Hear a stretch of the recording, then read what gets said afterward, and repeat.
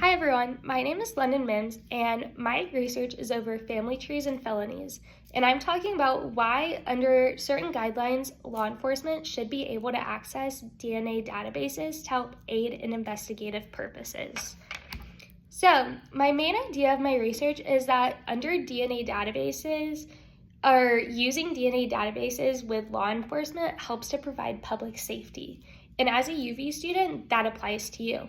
After all, crime affects everyone, whether cold cases, public safety, whether directly or indirectly, you are affected. Also, advancements in DNA technology helps to bring justice and closure. Justice helps to keep criminals off the streets and in turn provide public safety, and closure helps to keep the proper people accountable for their actions.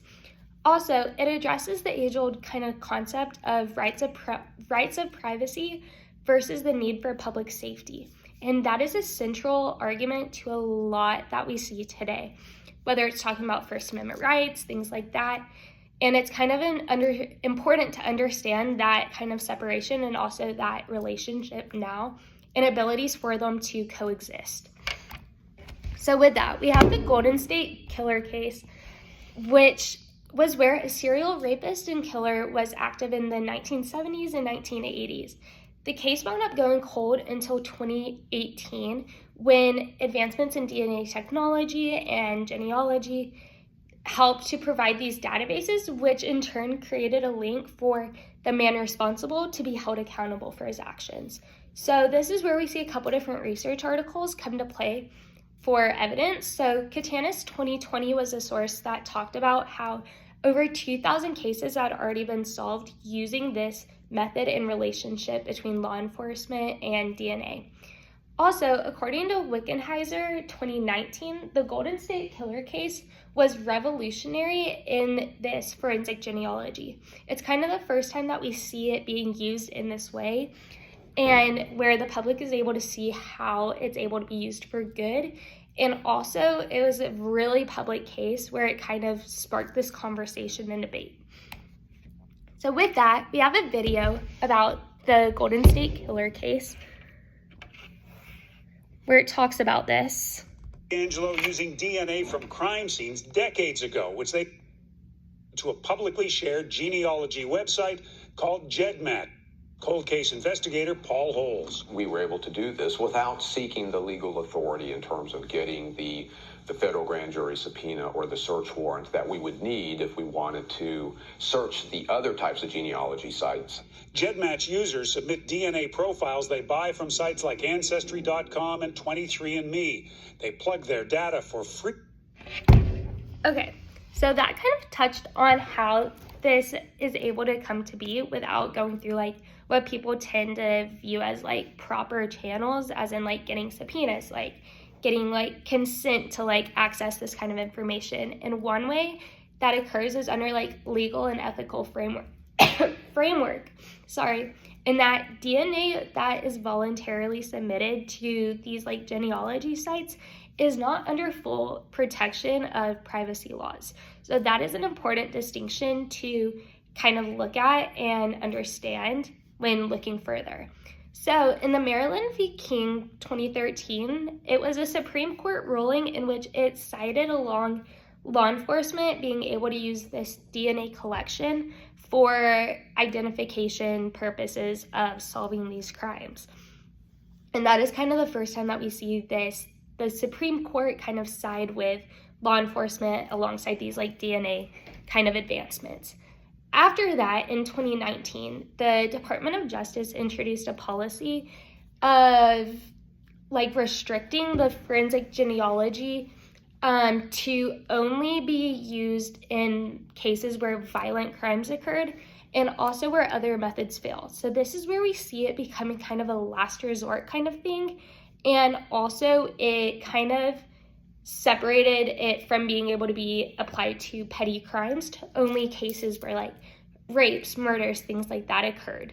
So one way also that the legal and ethical framework kind of works is that there are consent terms that already exist on genealogy platforms. However, at the same time, people argue that a lot of the time this isn't really looked at by people when they're because people just tend to like scroll through the contractual stuff.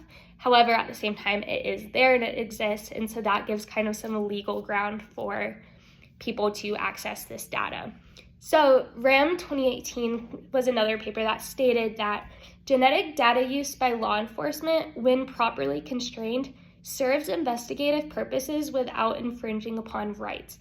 That phrase of properly constrained is crucial to this kind of understanding. No one is arguing for complete and open use by law enforcement to access this kind of private like DNA data by citizens. However, they are saying that there is a way for it to exist simultaneously under these kind of ethical guidelines that keep the rights of citizens in mind. So with that, the kind of counter argument for this research is all about privacy concerns. So critics worry about the loss of privacy and also for misuse. And that was quoted by Hazel and Slobogan in 2018. One way that people worry about a risk is that relatives' DNA can implicate people who themselves do not actually consent for their data to be used. So say you have like a grandparent and they decide that they want to start accessing genealogy. Well, that in turn puts your data into the database, whether or not you knew about it or not. So that's where people kind of worry about privacy concerns. But at the same time, we already touched on their current safeguards that limit the ability for law enforcement to access this kind of data, and only to where it occurs upon violent crimes that happened. So strong regulations and transparency help to balance privacy and public safety. That is a crucial takeaway from this kind of research. So while there are privacy risks, there also is the recognition of safeguards that exist to combat the privacy concerns and also balance it. So it's all about reaching this balance between privacy and public safety. So with that, there is an impact on you. After all, we touched on how crime affects all communities directly, indirectly, from repercussions, things like that. Faster crime solving means safer campuses and neighborhoods. So as we kind of touched on, the ability for law enforcement is seen as a last resort kind of measure, especially when it comes to these cold cases. So when cold cases are solved and these violent individuals are able to be taken off the street, it in turn creates safer campuses and neighborhoods, which in turn is public safety and affects you directly. Another thing to kind of keep in mind that we touched on is the privacy concern of your genetic information being out there, whether or not you know about it. And so that is just kind of something to stay mindful about, and that's not necessarily the argument of the paper in general, but it's just something that people think about and recognize, and it's good to just have in mind.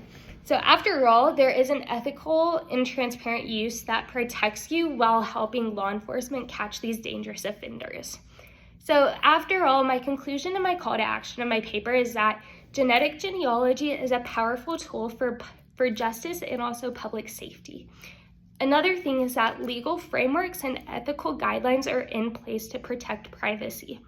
Continued transparency and public trust are key, and that supporting reasonable law enforcement use of DNA databases helps to keep our communities safe.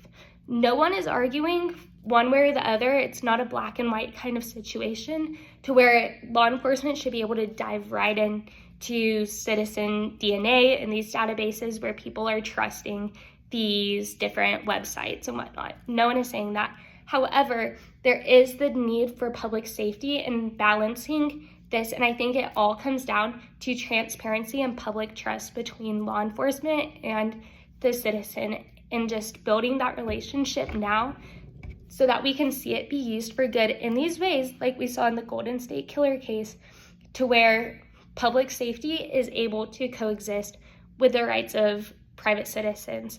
So pretty much that is my research paper, in that I argue for these groundwork and this legal and ethics to be able to coexist, for law enforcement to be able to access DNA databases. So let me know if you have any questions. Thank you.